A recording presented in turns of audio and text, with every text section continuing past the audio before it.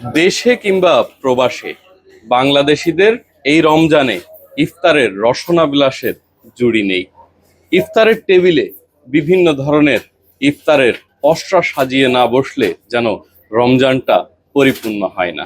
তেমনি প্রবাসের মাটিতে দুবাই, সংযুক্ত আরব আমিরাতেও এই রমজান মাসে ইফতারের যে বাজার বসে তেমনি একটি জায়গায় রয়েছে আল নাজুম রেস্টুরেন্ট, যেখানে বাংলাদেশি বিভিন্ন ধরনের ইফতারের পণ্য সামগ্রী এখানে সাজানো আছে। যদি দেখাতে চাই, ভেজিটেবল পাকোড়া, তার সঙ্গে রয়েছে আলুর চপ, যা ছাড়া ইফতার জমেই না। তার সঙ্গে বিশেষ আইটেম চিকেন পাকোড়া, ফুলকপি দিয়েও তৈরি করা হয়েছে পাকোড়া। দেখতে পাচ্ছেন কাবাব, বিভিন্ন ধরনের কাবাব রয়েছে, শিক কাবাব রয়েছে, তান্দুরি কাবাব রয়েছে। এছাড়াও রয়েছে ডাল দিয়ে তৈরি বিশেষ ধরনের পেঁয়াজু, রয়েছে ভেজিটেবল পাকোড়া। এছাড়াও দেখতে পাচ্ছেন যে আরো একটি জিনিস ইফতারের টেবিলে না থাকলে, প্লেটে এটি না থাকলে যেন ইফতার জমেই না, বাংলাদেশিদের জিলাপি।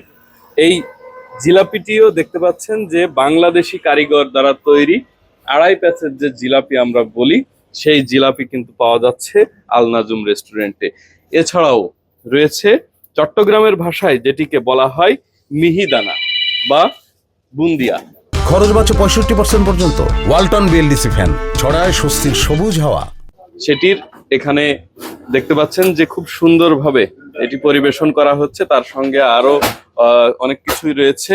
এবং এখানে বিশেষত আরো যেটি রয়েছে যে ছোলা বা চনা, এটিও কিন্তু এখানে ইফতারে পরিবেশন করা হচ্ছে। সব মিলিয়ে বাংলাদেশি ইফতারের যে পসরা এখানে সাজানো হয়েছে, বাংলাদেশি ক্রেতাদের কথা মাথায় রেখে বিশেষভাবে এই ইফতার বাজার সাজানো হয়েছে।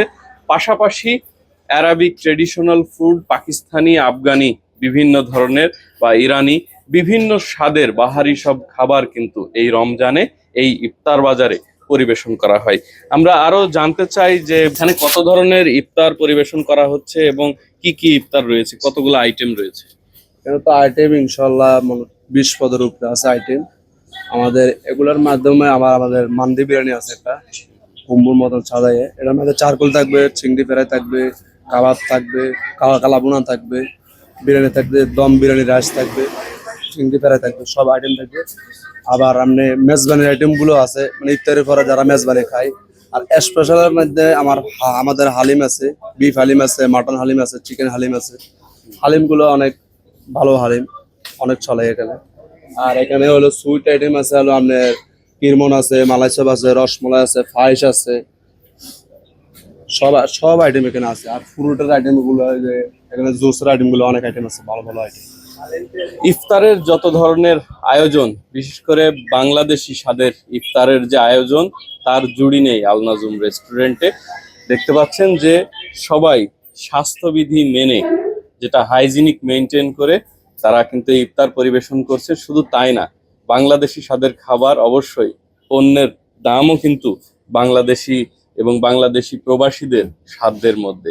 খুবই কম দামে 5 দিরহাম, 10 দিরহাম, 15 দিরহাম থেকে শুরু করে ইচ্ছে মতো সবাই এই ইফতার নিতে পারছেন।